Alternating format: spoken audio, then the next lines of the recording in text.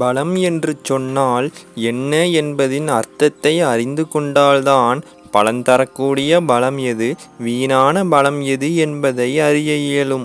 பலம் என்பது பொதுவாக இரு வகைப்படும்.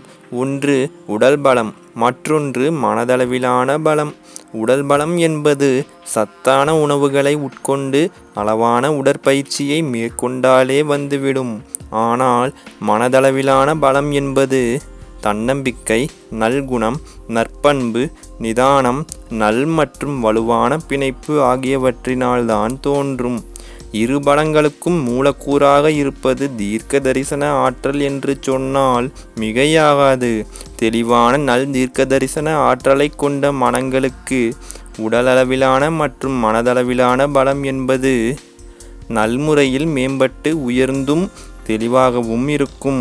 தீர்க்க தரிசன ஆற்றலுடையோருக்கு திக்கற்ற நிலை என்பதே கிடையாது என்றும், இது போன்ற மனங்களுக்கு பிரகாசமான ஒளி நிறைந்த நிலையே நீடிக்கும். இருள் என்பதே இங்கு கிடையாது. உடலளவிலான பலமாக இருந்தாலும் சரி, மனதளவிலான பலமாக இருந்தாலும் சரி, ஆக்கப்பூர்வமான பலத்தையே அடித்தளமாக கொள்ள வேண்டும். பயனுள்ள பலத்தை பிரயோகிக்கிறோமா என்பதை உறுதி செய்யும் மனங்களே உத்தம மனங்களாகும். தன் திறனுக்கு ஏற்ற நல் செயல்களை செய்ய நினைக்கும் ஒவ்வொரு மனங்களும் நிச்சயம் தன் திறனுக்கு ஒன்றிய பயனுள்ள பலத்தை உபயோகிக்கின்றோமா, தன் திறனுக்கு தேவைப்படாத வீணான பலத்தை விட்டு செல்கின்றோமா என்பதை பொன்னான நேரத்தை செலவழித்தாவது அறிந்து கொள்ள வேண்டும்.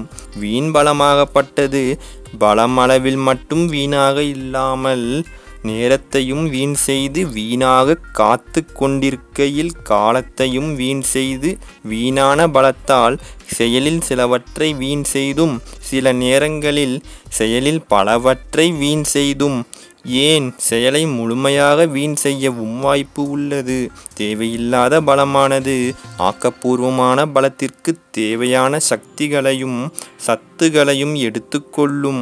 இந்த ஒரு காரணத்தால் வரவிருக்கும் நல்வாய்ப்புகளும் கை நழுவ வாய்ப்பு உள்ளது. தேவையான பலமானது தேவையான அளவிற்கு இருந்தால் மட்டும் போதுமானது. அளவிற்கு மீறின பலம் என்பது இருக்க எந்த ஒரு கட்டாயமும் கிடையாது.